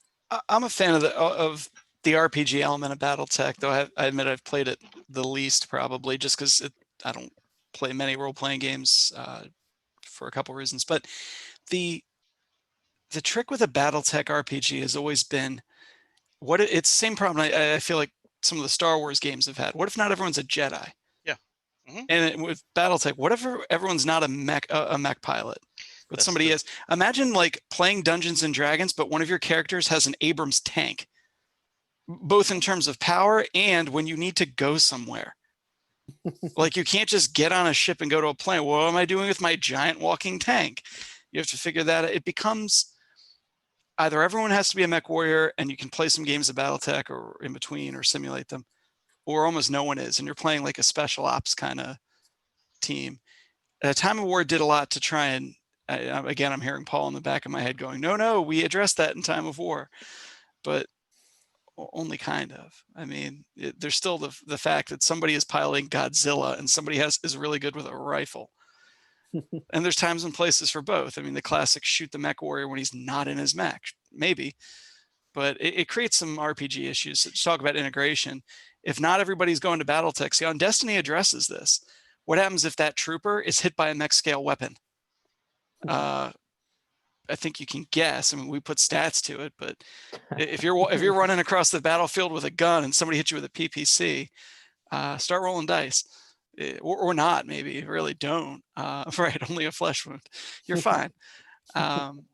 It's hard to integrate those two things exactly, because you're not even talking about something like Rifts where people are wearing power armor, but at least that's at the same scale. Even if you're dealing with something like MDC, it could vaporize people. It's still the same scale. It's still people, more or less. I'm thinking of Ray's giant robot that he threw at us recently. Did shoot that with a gun. It worked out well. Yeah. But anyway, so the RPGs, you know, I don't think A Time of War is not dead. We're not. It's not that Destiny replaced it. But we don't know what's next. Well, it's like on the Shadowrun side, they have the Shadowrun core RPG, Right. and then they did Anarchy, which is our in-house queue system.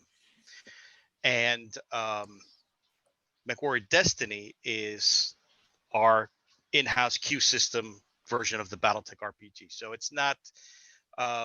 It's side by side with the Time of War. Same way as Shadowrun and Shadowrun Anarchy. And we have, I know, Ray, you've talked, we have thoughts on ways to revise Time of War, to drop in some of the companion stuff that helped character creation, I think, immensely with that system. It's just fine, you know, priorities, getting it all, you know, finding the right time, the right place to drop that kind of a book. Yeah, the last time that we were asked about a Time of War RPG, my answer was ask me in a year. Yeah. Which is tough. I mean, it's not, I don't want to get too far into it. It's not a large production team, right? So there's a lot of opportunity cost issues with, if we do this, what aren't we making?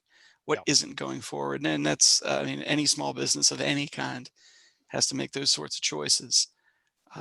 So you say A Time of War, well, we could make it. It's not outside our capabilities, but we're not making something else. If we're producing a 400-page full color hardcover book, I mean, that is those are resources that are not being spent elsewhere. Yeah, and I think what Randall, you were saying, Randall was saying about, I think hits the nail on the head, because I know from my personal experience, the people that I know that I've played BattleTech with, when they say they want more of an RPG experience, they're definitely talking about in BattleTech, right? Like, so they just want more character in this, and I think it makes a lot of sense, especially if you're talking about regular BattleTech, where you're really playing with a handful of mechs, right? It's kind of like any kind of miniatures skirmish game where you've got 3, 4, or 5 models on the table.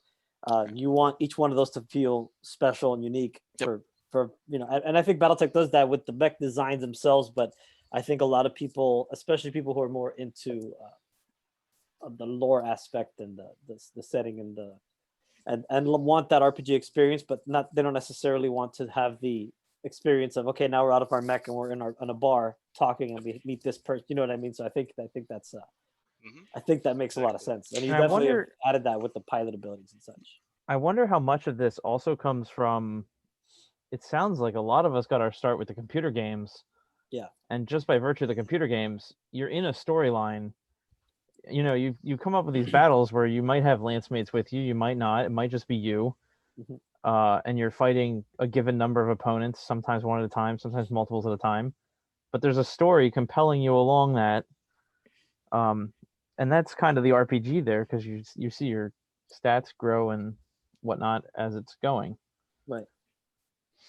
Yeah, I think, it came up in the chat of the mechs should still be the star. In a lot of cases, they are. I mean, these special pilot abilities, some of them are general, but some are specific to weapons. Some are specific to ranges of a mech. So, if somebody's an ER large laser specialist and they're in a mech that has an ER large laser, great, makes sense. Put them in something different. Something that SPA is not all that good. So there is still a lot of focus on the mech. There is still a lot of, their ride. I mean, look, we put the legendary Mech Warriors pack again is more evidence of that these are mechs that are available elsewhere, but they're these people, they're them. And that's something we're going to keep doing more of, I think. Nice. Well, since you kind of brought it back with the legendary stuff, Did you guys have any with the Kickstarter? Back to that, because it is, the elephant that you guys are working around. Did you guys have any unexpected success there? For instance, any factions that got a lot more love when it came to the swag that you guys were expecting, or Always seeing the same sort of breakdown in faction popularity, and that changed slightly here in that um, the top two factions are the Federated Sons and Clan And the Ghost fire mandrills. No, yeah. Mind blowing. Which sub faction of the Fire Mandrills though? What is it? Kindra? Yeah. Okay. Federated Sons and we Ghost didn't go Bear. down that road. No. Federated Sons and Ghost Bear, and then by a huge magnitude behind them is the Draconis Combine. Then by another huge magnitude, we have the Lyran Commonwealth and Clan Wolf. And then by another huge magnitude, all the rest of the factions. What we saw here was Wolf jump up to the top 3 all of a sudden, from where it usually sits. That's just in terms of the swag that we saw. And we've sold different swag in the past, and we're talking about other products. We always see this breakdown, and the big change we saw was Clan Wolf jump up. see, this surprises me because I would have expected Wolf and the Dragoons separately, obviously. But I would expect them to both be very popular. I would wager a guess that I think you guys. I think the reason for that is I think I'm not alone in that. I think I know a lot of people that I've talked to. Their first BattleTech experience was Mech Warrior 2. And I think most people gravitated towards Clan Wolf. And I think you guys are probably snagging up people that haven't really given BattleTech a lot of thought in 10, 15, 20 years, and they're going back to that I think foundation. That's exactly it. Yep, I would not argue that at all. That's why we have, outside of Wolf, we have our usual breakdown, and then this huge jump in Wolf is all those people. I would not argue against it at all. That makes perfect sense. Also, remember, right, too, that like we've offered the shirt you're wearing, shirts like that of the Inner Sphere factions at almost every other convention year. But clan stuff, surprisingly less so. Like there are Clan Wolf shirts. There have been some Ghost Bear stuff, but a big logo like a clan, people don't have that. That's a I forget the exact term, but it's an untapped demand. I think people have a lot of their Fed Sun shirts. They have their Inner Sphere power, but we hadn't really offered a big, Wolf logo shirt, stuff like that in this one. Somebody asked about the plushies. Ray, would you like to talk plushies? No. What's up with the plushies? Are they coming? Are they happening? Are there any previews? Yeah. No. We're not at that point. I'm pretty sure Lauren has seen previews, but they haven't come down to me yet. I got a 2.5-year-old in the other room that's waiting for her. So yeah, I got a 3-year-old. It's your buddy Irby. Say hi to Irby. I don't even remember if this was mentioned before. How big are these things going to be? Don't know. 1-1 scale. For sure. Right. That's remember what you could climb into that the being Irby promised. and sleep in it. Yeah. You've seen the movie Honey, I Blew Up the Kid, the giant bunny that like crushes Las Vegas. Yeah. Yeah, but no one's surprised when you blow up the Irby. The faction breakdown was really interesting because I think, Ray, I have to be right on this, but maybe I'm not. This is the first time we've offered 40 factions, all with 30. the same. I 30. thought it was 40. 30. Huh. Well, anyway, that many factions with all the same stuff, right? Because we've only produced, the 5 shirts for the 5 great houses, or, dice kind of here and there, but different flights of them with different logos. So that, this kind of data is interesting because it's so much of a 1-for-1 kind of release, of all these 30 factions, who do people go for the most? Yeah, I think that's interesting. You brought up dice, and I think somebody wanted us to ask, and I just remembered it randomly about I'm sure you guys are tired of hearing about it, but they did ask us to ask. So apparently there was some people had issues with dice. Thankfully, I haven't. I don't know about you, Glenn. My dice were fine. I mean, I bought a lot of them. I haven't sat here with a ruler and measure them all. I've been too busy with the newborn. Right. But mine looked okay. I didn't see anything that was like amazingly out of. Ray's leaving the room. I could have. What? I can't hear you. My headset just cut out. Delete, delete, delete. I've got all the dice, and I guess I just don't. I don't know. I've So seen the pictures. I've seen how bad some of them are, but I just did not really examine my dice. To that I mean, degree. the company, I guess the company answer is that we put out a survey this week to the Kickstarter backers who bought dice and on an update, just asking, are you satisfied, right? Step one is scoping out the problem. You know, are we talking about a lot of dice, a lot of people that are unhappy, or are we talking about, you know, a few bad ones? And beyond that, I mean, we have to see how that comes back before management, not even us, management decides what steps they can do, what's possible. Yeah. We just won't know till we know how big is the problem. I mean, if it's like, Right. it's not, but if it's, you know, the difference between 3/4 of the people got bad dice versus a smaller number, you know, that all factors into what kind of, if you're talking replacement, if you're talking, you know, credit or in a whatever situation, we just have to know how big it is first. So they are approaching that the right way, I think, by just asking for that feedback. If anyone here has gotten dice but has not filled out that survey, I can drop a link in the chat to let you get to that. Speaking of surveys, I know this one's a hot button issue. Canon characters, things that were. I feel like this falls under the unexpected success category as well. I gotta tell you that was one of the things that when I looked at the Kickstarter and I just said, oh, why would they do that so low? So I'm sure. Did you predict that as well, Ray? Did you catch that one? Did you just like did you call them and say, hey, maybe we shouldn't put canon characters so affordable? That was one of the things that I argued before the Kickstarter, and here we are. Yeah. I mean, something like a full Kerensky might have been a true surprise, right? That we had so many people willing to do that level. Right. But yeah, Mary, I remember you saying like that is because of the difficulty to execute or the timeline, the amount of time it'll take to execute fulfillment on that. I mean, we're not talking about we'll have it done by the end of the year. We may have it done by the end of the decade. Yeah, I'm not promising that. We can't. I mean, we're talking about, didn't at one point you say we have more canon characters than there have been named characters in Battletech ever? Yes, I put that out as hyperbole because I knew immediately somebody would come back and said, no, I've counted every character in Battletech. And they did. And they did. and said, these are our people. Right. But no, I'm not necessarily exaggerating by that much, that we have more people to canonize than we have published names in Battletech of characters. It's that big. You know, everybody goes to the wall. Maybe they'll just be on a wall of the dead. We'll nuke some planet, and here's the, you know, the credits, the Oscar scroll of those we've lost this year. But people have put in some significant dollars to these, and we can't just phone book it like that. They're like, you know, congratulations for your hard-earned dollar. Your role in the Battletech universe was, you know, person number 372 that got nuked on Galadon or something. Like, you know, no, that's not a great model either. So right. So far, I'm not worrying about the scope. I'm just dealing with it character by character.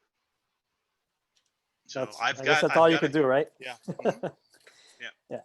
Now, are you seeing like 90% of them coming back as like, oh, this is obviously a mech warrior, or are a significant number of people actually taking up on the idea of like, oh, this could be like a astrotech or mechanic or tanker? A lot of people put in requests like that thinking they'd be helpful. We can't all take mech warriors, so let me be a tech. It's really not that helpful, because if you think of any little piece of fiction or fluff that you read, how often is there a janitor name dropped? We've had a surprising amount of requests for taco truck drivers. And so when it comes to that, you may actually prefer to be a tech, but you might wind up a mech warrior, because that's what we need. And that's where we could put you in a place to get name dropped. So And- I joked that, you could sell tacos out of your stock or in your off time, but during my time, you're going to be fighting. And that's the thing too. We asked for a lot in those surveys, a lot of detail.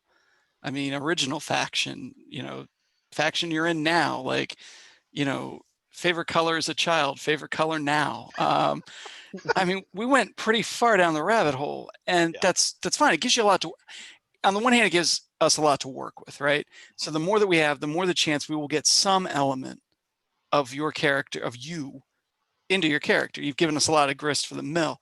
Mhm. On the other hand, there are so many secret Wolverines.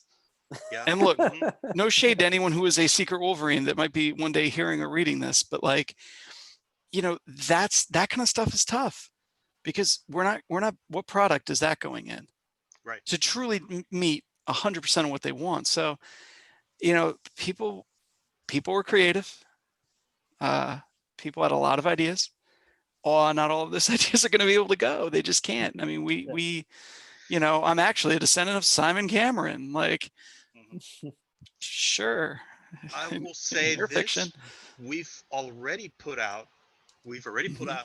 hundreds of characters so far. We've put out cards and we've put them in the recognition guides mainly and a few other products. And to date, I have not heard anybody unhappy with what we've done with their character. Which is a small So- miracle in and of itself, I think. Mhm. Yeah. So that's important so far. I've heard people criticize some of the characters, like, I don't like what they did with this character, but hey, If it's not as yours. long, exactly. Well, I did my part and I took the credit. So Thank you. Well, and to, I had somebody in my own local game store up here say, what should I do? And I said, well, it kind of depends, your patience, because it is going to take time. I mean, that was in the update that came out yesterday. It's going to take time. So if you would rather have more mechs to play with right now, that's fine. If it means something to you to be in Battletech, again, that's why we say it's not going to be a phone book, because there are people who are going to wait a long time for that. And I think that would be a horrible thing if 3 years from now we just threw our hands up and said, you were all on Alaric's list of enemies and you're all dead now. Sorry. Like that's not fair. Out of curiosity too, is so the people who do have canon characters from the Kickstarter, are they let's say I have a canon character in the Kickstarter and 20 years from now my character gets mentioned in a novel or something. Is that like, do I get some kind of notification to find out about that? Right now, there's no notification. There's no. I There's feel that no might be difficult. Yeah, there's no resources for that. Right. If they brought somebody in to look over my shoulder and look at my spreadsheets and then take that and notify people, I'm fine with that. But that's not something I could do right now. So if there's ever the resources for that, then yes, I'm perfectly fine with it. It's just something that in charge of that process, I'm not going to do it. Well, because you're talking about a process almost as big as the master unit list. Yeah. I mean, there's 35, there's 34, there's 3,400 mechs in there, some thousands of others of ASF and vehicles and all, and they're all tracked as to where they appeared. So you're talking about something on the level of the MUL for something that was an add-on to the Kickstarter that we have derived that value. We have captured that value to us. Right. So And now now it's it's clear.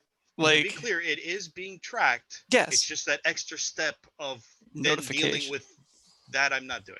I thought think Mike was in going to ask for enterprising- residuals. Do I get residuals if I'm mentioned? If I'm mentioned in a novel 20 years from now, I become Khan of Clan Ghost Bear and I'm there for a while. Right. We need your address so we can send you a check. Send me the check. Yes, that's right. No, I gave up my character anyway, but that's fine. I think personally, as a if I was putting people into a game that I'm developing, this is I think personally it's great. It's a great sort of way to trap people. You just gonna have to buy everything to see if you're in it. So that's the kind of business decision I would make. Now, I do think That's a great way to look at it. one enterprising individual, I think, has tried to start a page on Sarna to track this stuff. I heard that, yeah. So, But And they not- really have no way of knowing Right. any specific character name that's published, if that's from the backers or not. So yeah, I don't know how they're doing it. I think it's obviously a community effort with it being on Sarna. It might be self-report. I think some of it's self-reported too. Is folks who have found their character or updating the wiki maybe. Yeah. Which I mean, sounds good to me. Yep. Make That's it always the community best. driven, Is, as it always is. yeah, let someone else do it is always a good approach. There's always enough to do. Exactly. Oh man. Well, we're running a little low on time. We got about 15, 20 minutes left. I was gonna hold a bunch of Q&A questions for the end, but we were kind of hitting them as we went in stride. So I think the only one that that hasn't already been addressed is Phil Abramowitz was asking if there is any plans to release official Alpha Strike tournament rules. Like organized play. Something like that. I know the I kind of follow the Wolfnet guys doing I was the gonna say, yeah. the They're 350 what is group. it, 350? Yeah. Is that what it is? That's something that he could look at for the time being. We don't have any immediate plans for tournament rules for either Total Warfare or Alpha Strike, but that is something we constantly have in the back of our heads. It's tricky because Ray, again, jump in if I'm off track, but I think it's tricky because tournament rules are sort of would be like a tail wagging the dog. Like we would need, I would think we would want, if we're going to develop that, a place to implement them. Yep. Which would mean interaction with the demo team, which, they have their own preferences as to how to run things, both at big cons and have their agents run out in the field. And certainly they maintain a high standard, which is great. But then with the rules part of it, it's to hand them, they'd have to be intimately involved in what those rules are, because we would not, I think, ever just hand them something and say, this is your rule set now. It'd have to be, they have the experience. They know at the table what works and what doesn't. So, to say, I get what Phil's asking, but like to say, well, we have tournament rules is really asking, what are we doing about organized play? Yeah. And that's, a whole other frontier. I mean, the fact we do a worldwide event to me is, it feels like, just personally, the extent we would be able to do anything organized with the resources we have at the moment. To go much beyond that now is just, again, opportunity cost. You're going to start, other things will start falling off the table. Another point is that with the game being over 35 years old and having never really done that, or at least not for decades now, it's not something we could easily slip into. So it's been on our mind for a long time, but it's not something we could just say, hey, we're going to do this now. We have to completely focus just on how we would implement that. Yeah, I think I do think it's an interesting question, because I just to jump on the back of it, it's always something that I thought would be a cool thing to have in Battletech. I like to, not even necessarily for tournaments, but more of a standardized, just like, here's how you do a pickup game, essentially, because the tournament rules and the pickup game rules are essentially the same thing. With the tournament rules, you're just adding the brackets of how you rank it and how you score it, essentially. Especially in regards to and you guys are doing way more of it now, and I think the combat manuals are absolutely moving in that direction, but especially more in along the lines of, I'm playing this faction, here's the rules for what I can bring, and at X point level, and we can just play a game, right? And then you roll a scenario and just go, right? It's definitely, that's something I personally have always wanted to see in Battletech for a long time, and I'm glad to see you guys are kind of moving toward it. But it seems like it's just like everything else. It takes time, and it's probably better to take your time and do it right than it is to just throw something out there. And like you hit on, it's the kind of thing, I think, where you pull on the string and a lot more starts to unravel.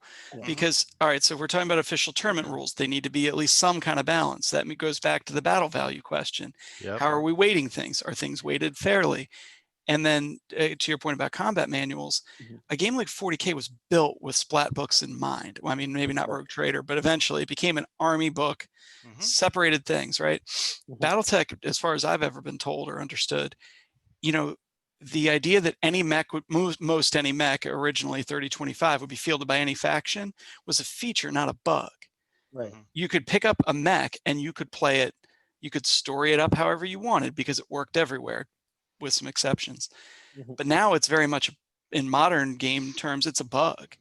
Yeah. The idea that everything is for everyone, is both not modern game design and hard to walk entrenched Battletech fans back from. Yeah. The idea that, like, even eras, some people stick very closely to them, but that's hard because that's another thing you start pulling on is, well, what era is this game set? In this tournament. This tournament's a 3025 tournament. Okay, well, you're not bringing that Dark Age mech. That's an illegal list. It's Right. really something that we could talk for hours about, and Mhm. I have. Yes. So like I say, it's something that is on our mind that we want to do and has been for a long time. But Aaron hit the nail on the head that it's about entrenchment. It's current, whether we're talking about management, demo team, existing players, there's a lot of entrenchment to go in that sort of direction where we would need to go for organized play. It really does start pulling at the underpinnings of everything except what the core rules are of shooting, moving, heat. Almost everything but that would be up for grabs. The whole structure around it. Yeah, I remember I did play in a Battletech tournament many moons ago at the Adventure Game Store. I don't recall if you may have been the Ray. I'm not sure, but I know it was a long time ago. And I don't recall what the format actually was, but I remember it ran pretty smooth. We were able to play 3 games of Battletech in in like half a day, which is a pretty big accomplishment. I definitely think Alpha Strike's probably more geared toward it. Just because of speed of play, obviously. You mentioned there's somebody who has, I guess, some kind of system for that right now. I imagine it's fan based. WolfNet Radio, WolfNet podcast, WolfNet Radio podcast. Yeah, they have a system that they've been fine tuning probably over a year now, specifically for Alpha Strike organized play. That's pretty cool. So yeah, I mean, it sounds like the community is kind of bringing it among themselves. So we had years ago, and still played somewhat. I've played in games of it. It's the Solaris 7 rules. They're on the website under downloads. But again, that's very scoped in, right? Is to be able to get that kind of structure. It pulled it really tight, and it was, even one-on-one or groups, and it had this whole economy of you get, money essentially for different things you do. And there have been a lot of versions that Glenn's group ran a tournament, I recall maybe 2 years ago. That was like a gunslinger kind of thing. Oh, the individual tournament? Yeah. Story behind that was that in our campaign, our mercenary battalion was looking for a few new hires, and we essentially just held a tournament between all of the motor pool guys. And it was an excuse for everybody to break out the classic mechs. You rolled a random list of 20 mediums, and whatever you got for that round was what you got. And it was last man standing, best we could do. And I remember you had what you just said. There was a set list that you could roll a mech from, and a lot of them had pre-existing damage. Just to get through games. I mean, to be able to turn over that many games in that amount of time. I don't think they were supposed to have pre-existing damage, but maybe somebody got gypped a little. Wasn't me. But it was a lot of fun. But I did in that we were using classic rules, but I had used the Alpha Strike points values to pick mechs because I'm not convinced that Alpha Strike isn't good at balancing classic. I realize there's nuances, but that's funny you say that, because actually lately all of our classic games, because we don't want to do a lot of math with big numbers. We've been using point value to balance that. We've actually found in some cases I think it actually works better. Yeah, lots of people have done that. I think that's the biggest drawback with the BV is too many numbers. It's right. It's what is it, 4? Well, when you're right. I mean, something like a 2 disc gets into the gribbly of game design, but yeah, exactly.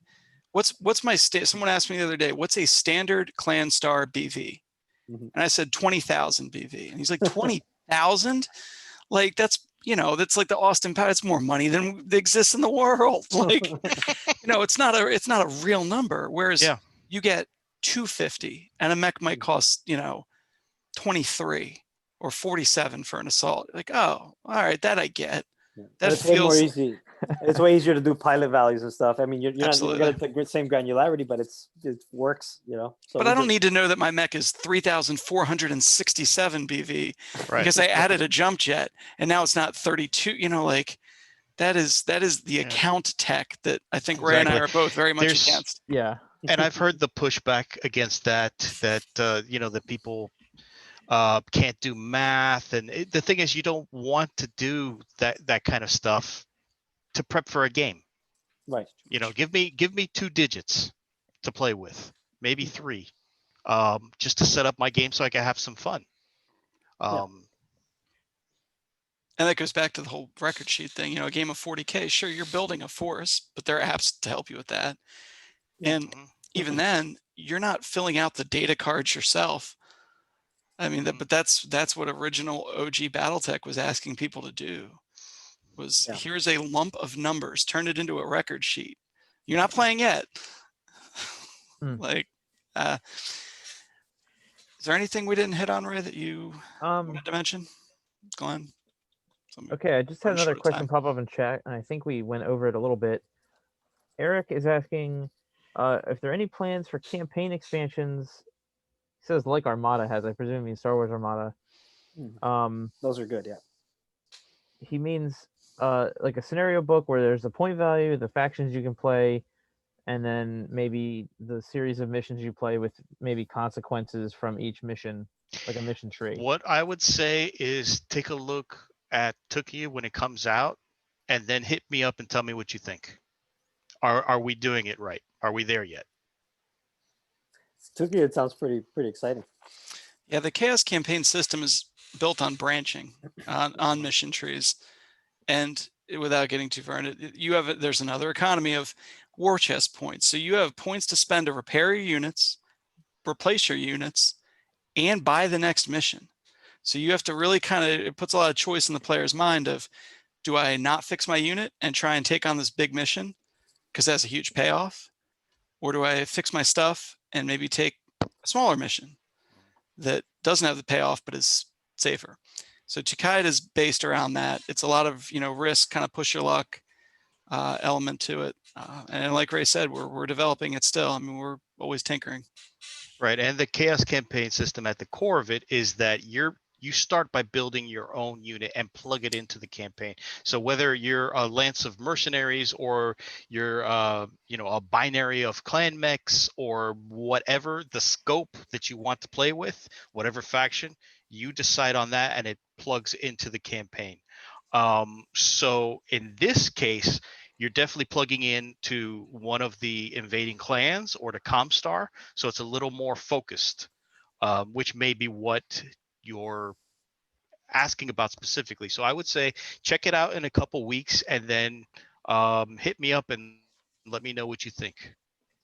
You should just send me a copy so I could let you know tomorrow. That's what we should do. And then I'll probably do it. You're one of our play testers, right? Sort of. I haven't actually play tested anything, but right. But I've got your NDA. I'll hit you up.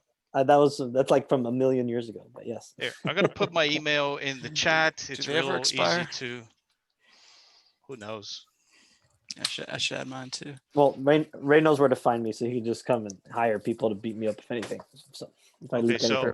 I dropped my email in the chat. It's not some secret email. It's ray@catalystgamelabs.com. Cool.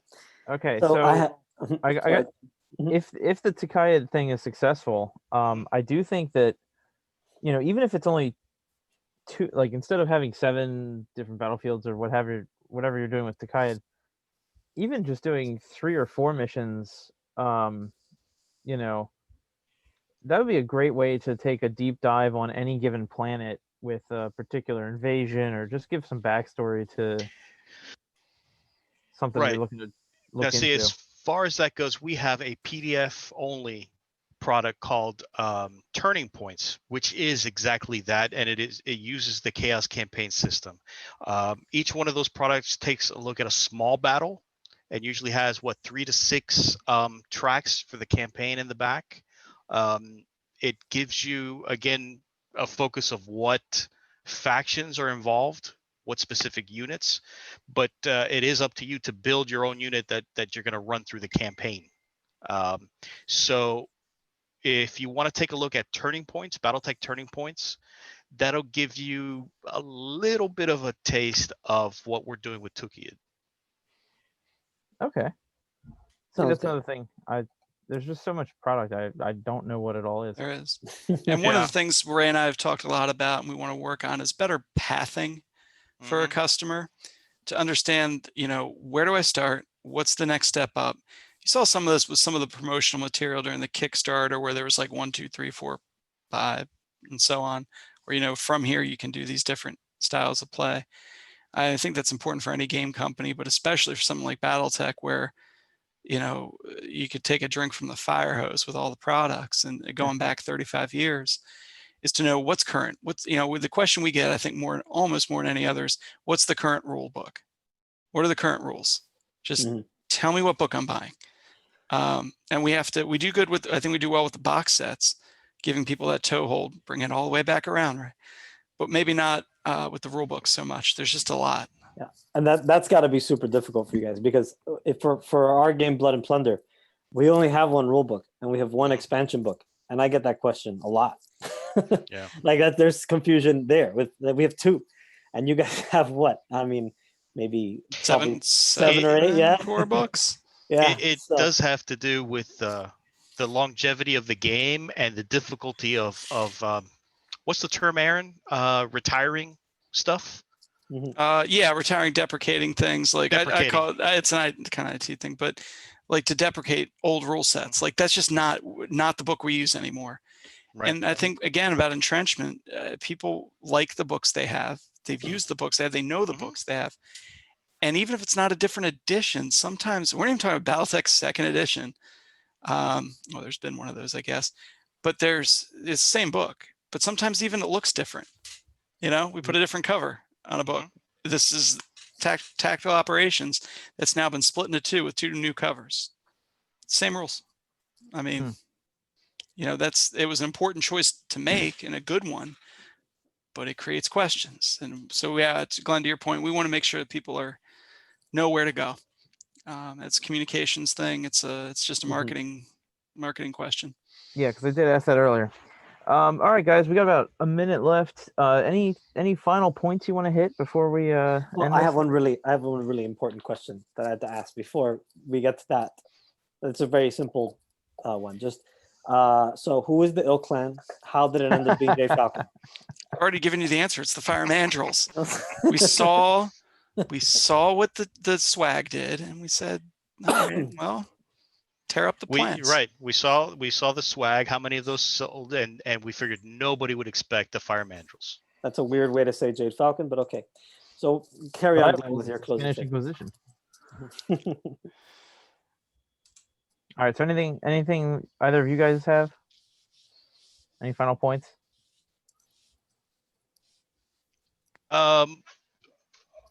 Yeah, I would just like to thank everybody for joining us today for the questions, and to anybody that watches this later, I want to thank all the fans of Battletech for all their support over the years. It's really appreciated. Glad we've all stuck it out. It really does keep us going. We put out a lot of product in the last 12 months, not just the Kickstarter, but the weekly stuff, weekly PDF releases. It's a lot. And to know that there is such passion for this game among so many people, I mean, is part of what I like about gaming as a whole. I mean, you meet people at the conventions, like Battletech is like a tent post of my life. Like this is something that they feel strongly about. And that's awesome to even have your name in a book, to be a part of that at all has been great. So. Yeah, for sure. Right. I think you guys, I think Battletech is in good hands right now, and it's really exciting to see where you guys are taking it. So thanks so much for hanging out and chatting with us. Thank you. Yeah, thanks, You guys. bet, guys. El All right. Clanera, it's coming. Yeah, I saw the little tags starting to appear on the back of products. Oh yeah, Yep. it's coming. All right, NoDiceNoGlory.com and HMGS would like to thank Ray Arista and Aaron Cahall for their time today. The video from this session can be found on YouTube, and I believe they will also be propagating it along Battletech sites. You can also visit the NoDiceNoGlory.com message boards to continue the conversation there. Thank you very much for joining us for this session. All right, guys, have a good one. Take care. Thank you.